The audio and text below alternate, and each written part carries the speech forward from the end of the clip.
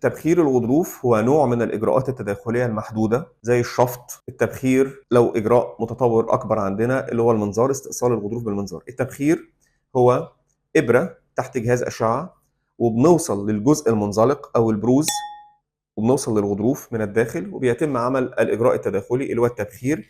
دي الإبرة تحت جهاز الأشعة، بنوصل للغضروف، وبعد كده من خلال الكابل ده يخش جوه الإبرة وبيعمل زي قنوات جوه الغضروف، فبيخلي الجزء اللي ضاغط يبعد عن العصب، فبيخف الضغط على العصب وبيريح العصب ويريح الألم.